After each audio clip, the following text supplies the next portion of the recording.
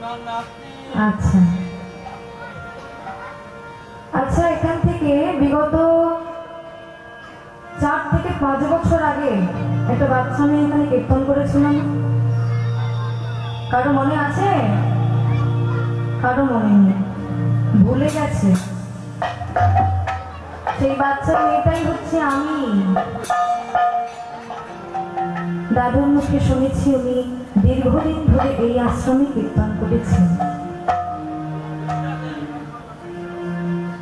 আজ সত্যি রাধা গোবিন্দের, নিতাই গৌর, নিত্যানন্দ, আমার গৌর হরির কৃপা ছিল বলেই আজ এই আশ্রমে আমি আজ আসতে পেরেছি এবং আপনাদের মতো সকল ভক্তের সে চরণ ধুলে আমি মস্তকে ধারণ করতে পারছি, সাধুর সঙ্গ করতে পারছি।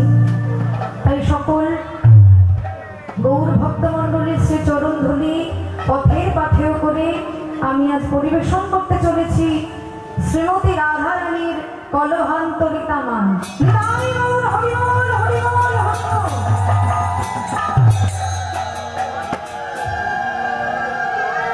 জয় রাধে, জয় নিতাই, জয় গৌর।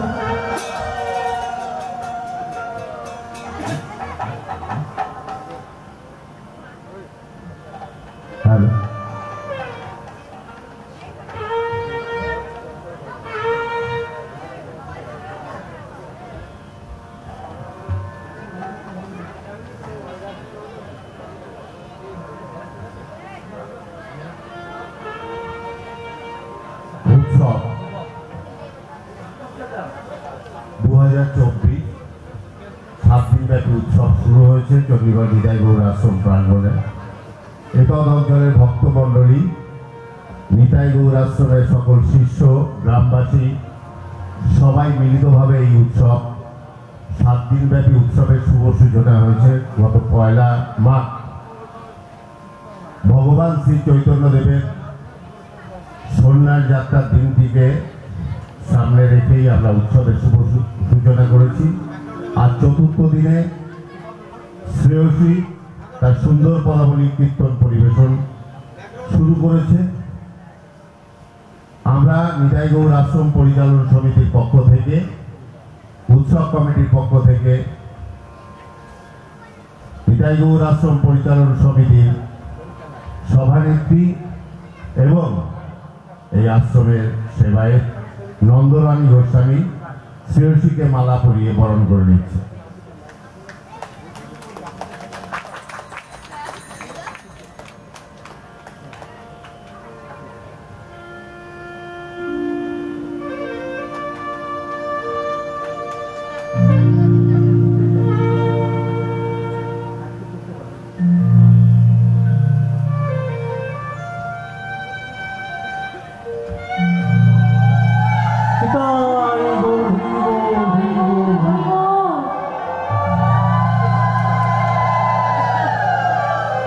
উৎসব কমিটির পক্ষ থেকে বিশ্বনাথ মহত্তম তাকে উত্তরীয় পরিয়ে বরণ করছে।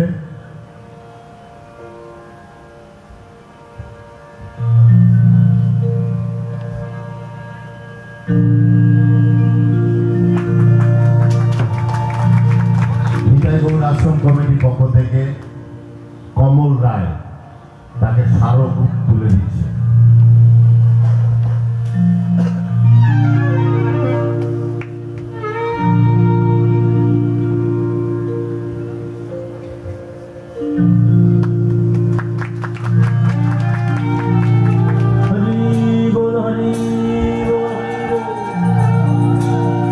আমি স্মারকটি পাঠ করে দিচ্ছি আপনাদের সামনে।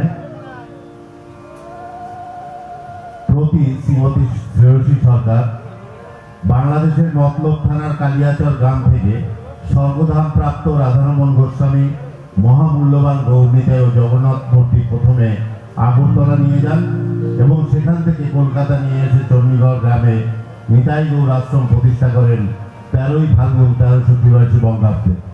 পরের বছর 1385 সাল থেকে উৎসব সূচনা করেন। আজ এই উৎসবের 45তম বর্ষে আপনার শুভাগমনে শুভেচ্ছা জানাই ও শুভ কামনা করি। মিলিত উৎসব কমিটি, চণ্ডীগড় নিতাই গৌর আশ্রম পরিচালন সমিতি, 4 মাঘ 1430। এটা আমরা নিতাই গৌর আশ্রম পরিচালন আমাদের উৎসব কমিটির পক্ষ থেকে আমার বৌদি সকলকে মালা চন্দন দিয়ে বরণ করবে, অন্যান্য যন্ত্র সঙ্গীত বা সহযোগী শিল্পীদের।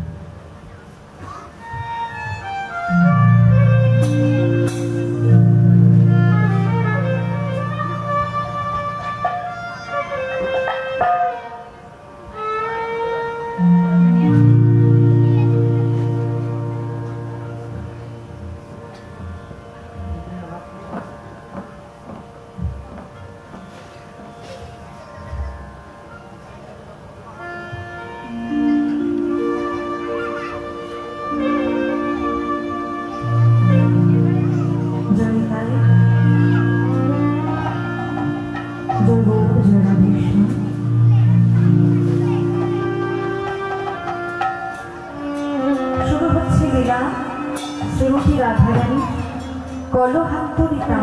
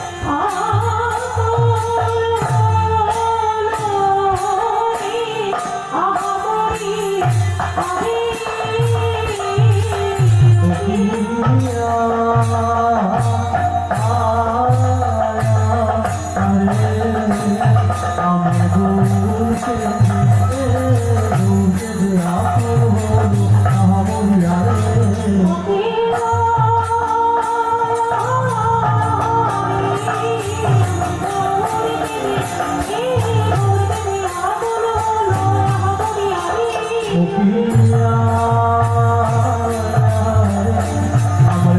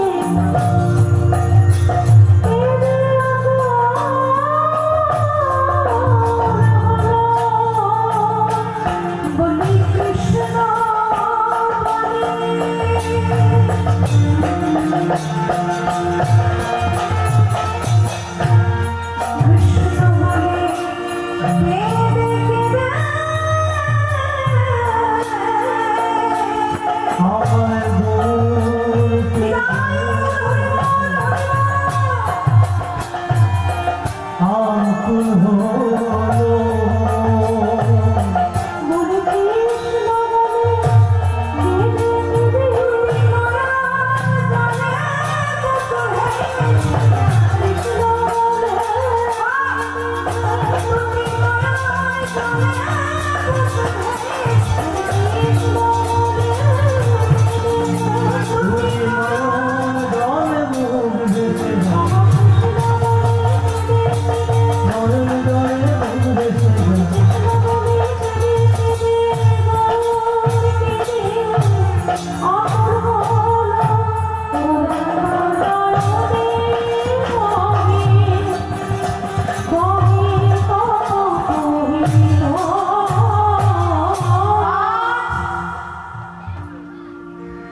মান ও বিরহ যোগে বহু ভিল ভোর ওরাঙ্গা নয়নে বহে তপ্ত কহিল শ্রাম নবদ্বী আজ গৌরহরি আমার যার প্রতি দ্বন্দ্বে দ্বন্দ্বে তিলে পলে শুধু তিলে পলে নয় প্রতি পলে পলে যার ভাবের গতি কেন না সে যে আমার ভাবের গোড়া সে যে আমার প্রেমের গোড়া তাই গৌরহরি আমার শিবাসঙ্গনের এক পাশে নিরজনে বসে বসে তিনি গৌরহরি ক্রন্দনরত দৃশ্য দেখে এই অবস্থা দেখে দার্শনিক পদকবি এক পাশে দাঁড়িয়ে বললেন হে জি ওহে জগৎজি তোমরাও দেখে নাও দেখলে তোমাদের নয়নের জনম ধন্য হয়ে যাবে ওই দেখো প্রাণ গৌরহরি কাঁদছে সে তো কলির ভগবান কিন্তু দেখো সে কাঁদছে কেমন ভাবে কাঁদছে না গৌরহরি আমার রাধা কৃষ্ণ দুটি ভাবে বিভাবিত হয়ে কাঁদছে রাধা কৃষ্ণ দুটি ভাবে বিভাবিত হয়ে কাঁদছেন তাহলে এই রাধা কৃষ্ণ দুটি ভাবে বিভাবিত হয়ে কাঁদবার তাৎপর্য কি না চৈতন্য চরিতামৃতে কৃষ্ণদাস কবিরাজ গোস্বামী বললেন লাদিনীর সার প্রেম প্রেমের সার ভাব ভাবের পরম প্রস্থা নাম মহাভাব সেই মহাভাব স্বরূপিণী আমার রাধা ঠাকুরানী অথৈব সর্বগুণ হরি কৃষ্ণ কান্তা শিরোমণি তবে যে ভোজেছে সেই তো জানে ওই যে ভোজেছে সেই তো জানে যে ভোজেছে সেই তো জানে যে বুঝেছে সেই তো জানে অন্য কি জানিবে বলো যে বুঝেছে সেই তো জানে তুমি অন্য কি জানিবে বলো যে ভোজেছে সেই তো জানে তুমি অনেক জানিবে বলো যে বুঝেছে সেই তো জানে অন্য কি জানিবে বলো আমি যে ভোজেছে সেই তো জানে বলতে ওই গুরু জানে বোঝাছে যে ভোজেছে সেই তো জানে যে ভোজেছে সেই তো জানে কি বললেন যে ভোজেছে সেই তো জানেন বুঝতে হবে আগে বুঝতে হবে যে কি বলেছে যে ভোজেছে সেই তো জানে অন্য কি জানিবে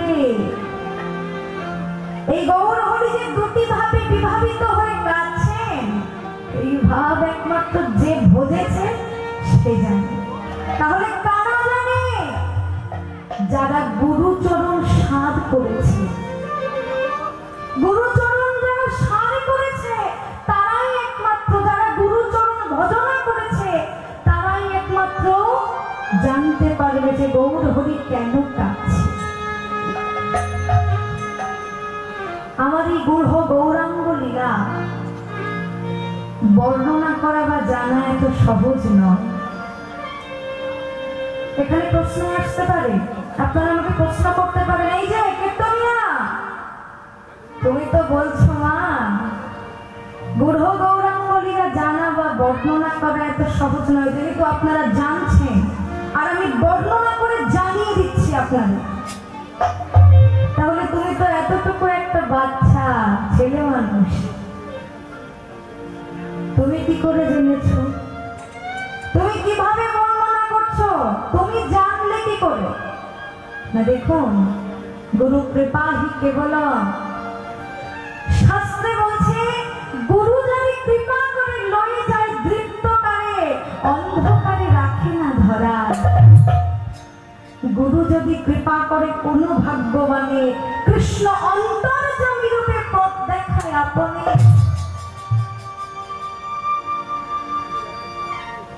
গুরুদেব যারে কৃপা করে তার আর কোনো ভয় থাকে না, অনায়াসে সে গোবিন্দ চরণ লাভ করতে পারে। কেমন? গুরুচরণে যার নিষ্ঠা ভক্তি জন্মে, কৃষ্ণ চরণে রতি হয় জন্মে জন্মে, কৃষ্ণ চরণে মতি তার হয় জন্মে জন্মে। কেন গুরুচরণে আশ্রয় গ্রহণ করব? কে গুরু? আমরা কেউ কি তাকে চিনি? গুরু, এই দেখুন না, দুটি শব্দ, মাত্র দুটি শব্দ, গুরু। দুটি শব্দ হতে পারে কিন্তু মহিমা প্রচুর। কে গুরু? গুরু দুটি শব্দ, গুকারস্যকারস্যাৎ রুকার তেজস্যতে, গুকার প্রথম বর্ণ মায়াবী গুণ ভাষক, রুকার দ্বিতীয় ব্রহ্ম মায়া ভ্রান্তি বিমোচক। গুকার হচ্ছে অন্ধকার আর রূকার হচ্ছে তেজ বা আলো। গুরুদেবের কাজ কি? অন্ধকার থেকে যিনি আলোকের পথে এনে নিত্যধামের সন্ধান দেখিয়ে দেন, তিনি হচ্ছেন পরম করুণাময় শ্রী গুরুদেব। গুরু কৃপা হলে চোর সাধু হয়ে যায়। তার প্রমাণ ছোট্ট দৃষ্টান্ত আমি দিচ্ছি। একটা চোর এক বাড়িতে চুরি করতে গেছে। ভালো করে শুনুন, কথা বলবেন না, কথা বললে কিন্তু কিচ্ছু বুঝতে পারবেন না, শেষে আমার দোষ হবে যে কীর্তনিয়া বোঝাতে পারেনি। তাই মন দিয়ে শুনুন, কথা বলবেন না। একজন চোর একটা বাড়িতে চুরি করতে গেছে। আগেকার দিনে কি হতো?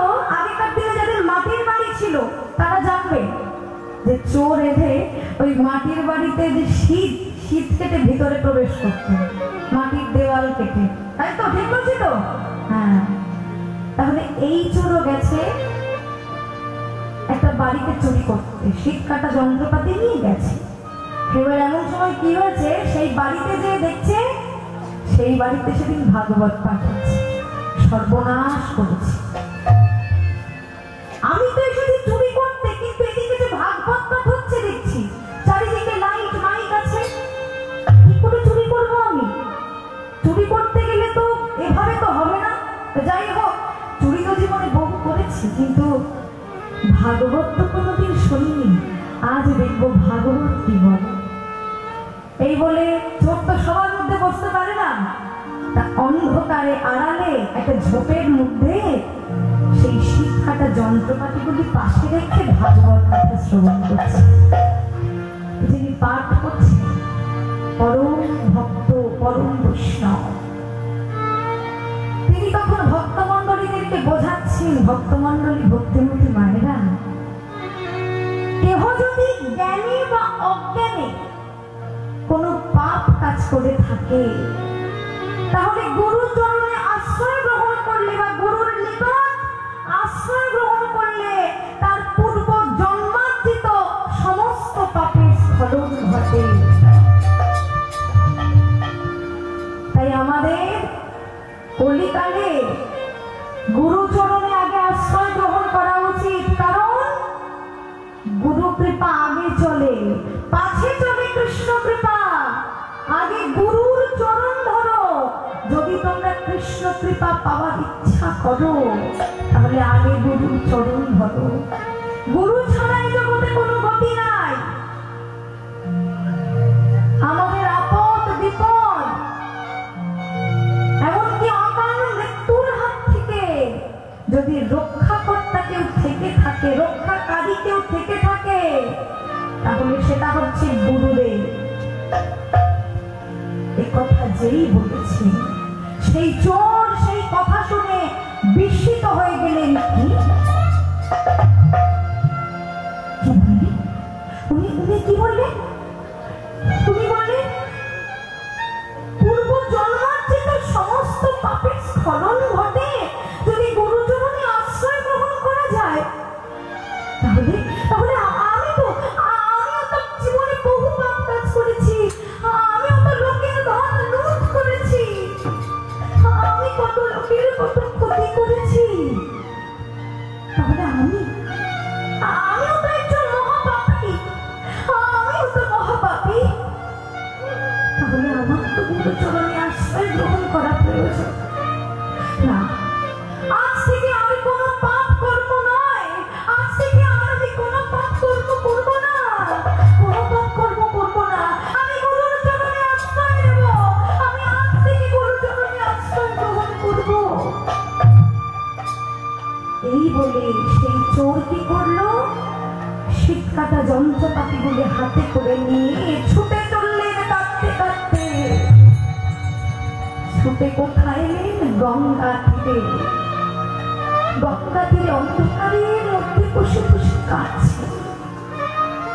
আর এই শীত কাটা যন্ত্রপাতিগুলি গঙ্গার জলে ভাসিয়ে দিয়ে বসে বসে কাঁদছে। এমন সময় যিনি পাঠ করছিলেন সেই পাঠক ভাগবত পাঠ সমাপ্ত করে গঙ্গার তীর দিয়ে আসছিল। এমন সময় সেই চোর গুরুদেব অর্থাৎ যিনি পাঠ করছিলেন তাকে আসতে দেখে দৌড়ে যে আছাড় খেয়ে পড়লেন গুরুর চরণে। গুরুদেব,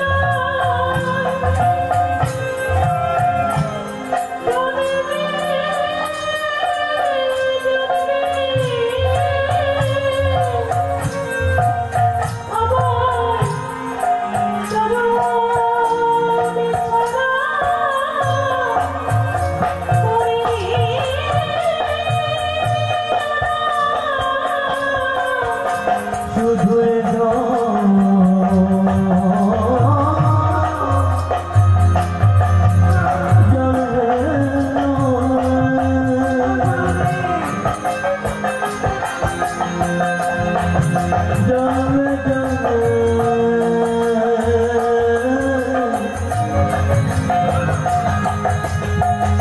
আমি চরণ ছাড়া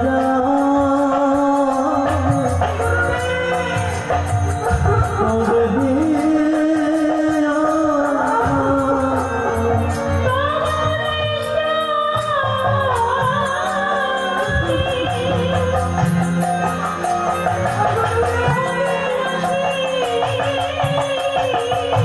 আমি চরণ ছাড়া করে দিও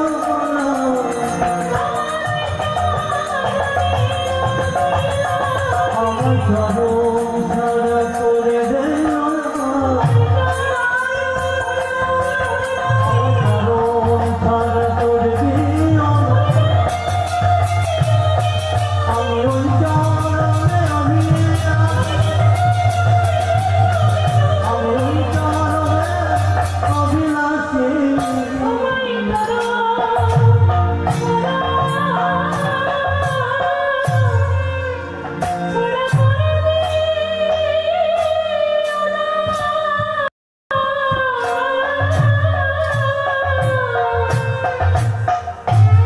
সেই চোরের এই কথা শুনে তখন সেই গুরুদেব তখন সেই চোরকে বলছে, বাবা কে তুমি? আমি অন্ধকারের মধ্যে বসে বসে ভাবে কাঁদছো কেন? তখন চোর বলছে, গুরুদেব আমি বলবো সব সত্যি কথা আজ আমি বলবো গুরুদেব। যে বাড়িতে তুমি পাঠ করতে গিয়েছিলে সেই বাড়িতে আমিও গিয়েছিলাম চুরি করতে, কিন্তু আজ আমি বুঝলাম যে চুরি করে আমি যে ধন আজ লাভ করতাম তার থেকেও বহুমূল্য রত্নের সন্ধান আমি পেয়েছি তোমার এই মহামূল্য ভাগবতীয় কথা শ্রবণ করে। মহামূল্য রতন পেয়েছি, তাই গুরুদেব হয় চরণ ছাড়া করো না। আমি সবকিছু পরিত্যাগ করে তোমার কাছে এসেছি, আমায় ফিরিয়ে দিও না।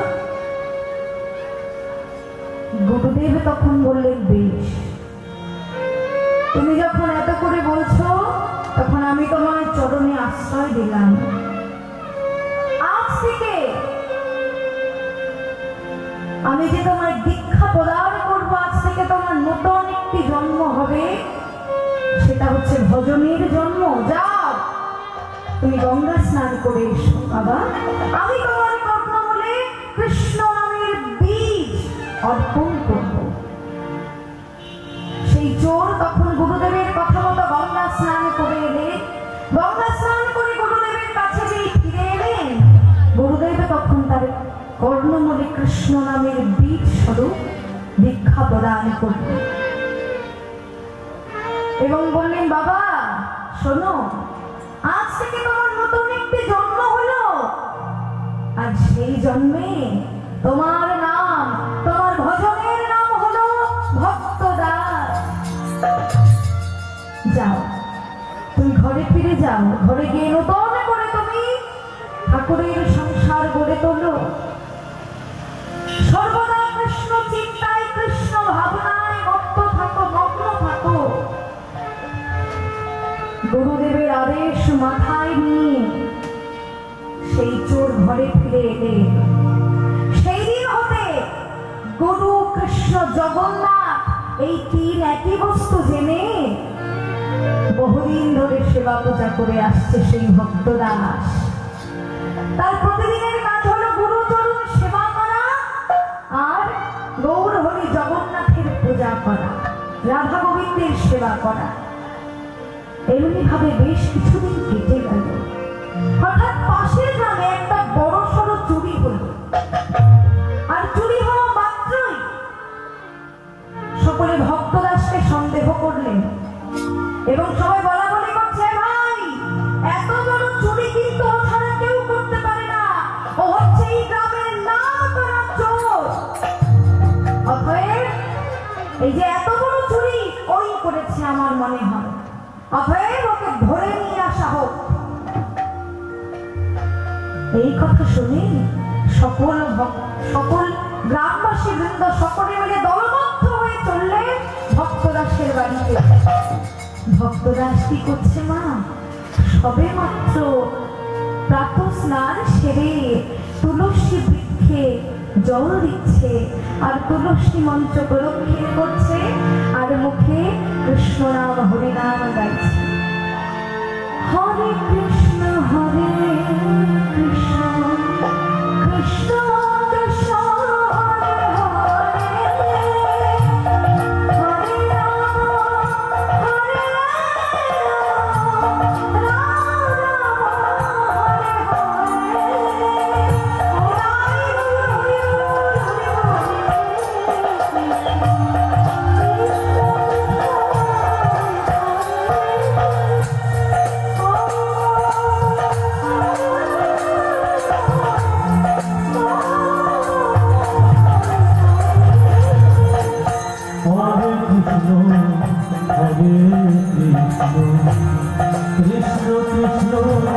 হরে হরে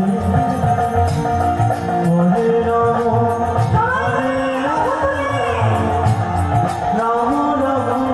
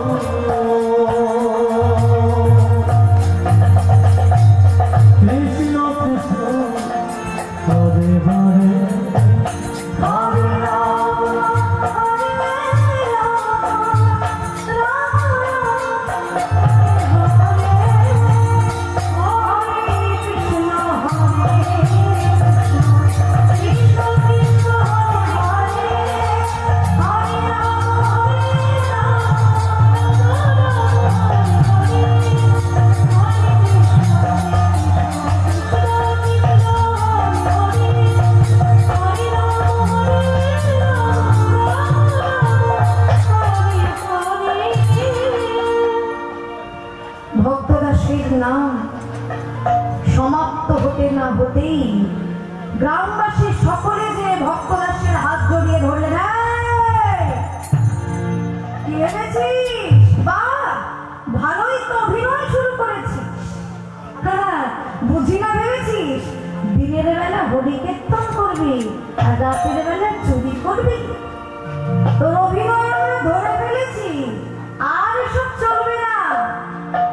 এই বলে পাশের গ্রামে চোর ধরা পড়লে যেমন ভাবে সবাই প্রহার করে, সেইভাবে সকলে মিলে ভক্তদাসকে প্রহার করতে লাগলেন, যে যেমন ভাবে পারে। কিন্তু ভক্তদাস সে তো কোনো অপরাধ করেনি মা। সে তখন বলছে, তোমরা আমাকে এভাবে মারছো কেন? আমার খুব ব্যথা করছে, তোমরা আমাকে মারছো কেন? বলো, আমার অপরাধটা কোথায়? তোমরা বলো, আমি তো কোনো কিছুই করিনি, আমি তো কারো কোনো ক্ষতি করিনি, তোমরা আমায় মারছো কেন? তখন ভক্তদাস যখন এই কথা বলছে, তখন সবাই আরো মারছে। কেন জানিস না? তোকে মারছি কেন জানিস না? তুই এত বড় চুরি করে নির্লজ্জের মতো আমার বলছিস যে আমরা তোকে কেন মারছি? এই, তোকে আরো মার। সবাই আরো বেশি করে প্রহার করছে। তখন ভক্তদাস বলছে, আমি বুঝতে পেরেছি তোমরা কেন মারছো, কিন্তু বিশ্বাস করো, আমি তোমাদের গ্রামে কোনো চুরি করিনি। আমি পূর্বজন্মে চুরি করেছিলাম, কিন্তু এই জন্য করো আমার কথা। এই কথা যত বলছে তত তো সবাই মানছে, কিন্তু একজন বৃদ্ধ কৃষ্ণ ভক্ত তার মধ্যে থেকে তিনি বললেন, দাঁড়াও, এই তোরা ভক্তদাসের গায়ে কেউ হাত দিবি না। ও কি বলছে শোন। ভক্তদাস, তুমি নির্ভয় বলো বাবা, তুমি নির্ভয় বলো, তুমি যেটা বলছো এ কথার অর্থ কি? তখন ভক্তদাস বলছে, বাবা ওনারা যেটা বলছে সেটা সত্যি। আমি একসময় ভীষণ চুরি করেছি, এই আপনাদের এই গ্রামে অনেক চুরি করেছি, কিন্তু বিশ্বাস করুন এই জন্যে আমি কোনো চুরি করিনি। আমি গুরুর চরণে আশ্রয় নেওয়ার পরে আমার ভজনের জন্ম হলো, আর এই ভজনের জন্ম নিয়ে এই জন্য আমি আর চুরি করিনি। বিশ্বাস করুন আমার কথা বাবু, আমি কোনো চুরি করিনি, আমি কারো কোনো ক্ষতি করিনি। এই কথা যখন বলেছে তখন গ্রামের লোকজন বলছে, না তুই মিথ্যা বলছিস, তোর কথা আমরা বিশ্বাস করি না, আর যদি তুই সত্য কথা বলিস তাহলে তোকে এখনই প্রমাণ দিতে হবে যে তুই সত্যি কথা বলছিস। দে প্রমাণ দে। ভক্তদাস বলছে, বেশ প্রমাণ চাইছো? প্রমাণ আমি দেব, প্রমাণ অবশ্যই দেব, কিন্তু তার আগে তোমরা একটা গরম লোহার রড পুড়িয়ে লাল টকটকে করে আমার সামনে এনে দাও। গ্রামের লোকজন তাই করলে একটা গরম লোহার রডকে পুড়িয়ে লাল টকটকে করে ভক্তদাসের সামনে এনে দিল। তখন ভক্তদাস বললেন, এই যে লোহার রড গরম করে এনেছো, লাল টকটকে হয়ে আছে, আমি চোর আর তোমরা সবাই সাধু, কে পারবে এই গরম লোহার রডটা উঁচু করে তুলে দেখাতে? এরকম বুকের পাটা তোমাদের আছে? দেখাও, তবেই প্রমাণিত হবে ওখানে যে কে মিথ্যা কথা বলছে আর কে সত্যি কথা বলছে। ওমা, ওই গরম লোহার রড কে উঁচু করে তুলতে পারবে? কারো সাহস আছে? পারবে না। তো ভয়ে গ্রামের লোক আস্তে আস্তে সরে যাচ্ছে সবাই, এবং বলছে, না তুই কি ভেবেছিস? খুব চালাক তুই, তাই না? খুব ছলা জানিস তুই, কিরকম সত্যি কথা বলছিস? ওই গরম লোহার রডটা তুই উঁচু করে তুলে দেখাতো, তবেই আমরা বুঝবো যে তুই সত্যি কথা বলছিস। মিথ্যা আমরা বলছি, আমাদের কথা মিথ্যা, সে তবেই বুঝবো। আগে তুই গরম লোহার রডটা উঁচু করে তুলে দেখা। তখন ভক্তদাস বললেন, বেশ তোমরা যখন বলছো এই গরম লোহার রড তোমাদের তুলতে হবে না, এই গরম লোহার রডটা আমি উঁচু করে তুলে দেখাবো। দেখো আমি যে এত করে বলছি, তোমরা আমার কথা কেউ বিশ্বাস করছো না, তা আজ আমি তোমাদেরকে প্রমাণ দিয়ে দেব যে আমি সত্যি বলছি কি মিথ্যা বলছি।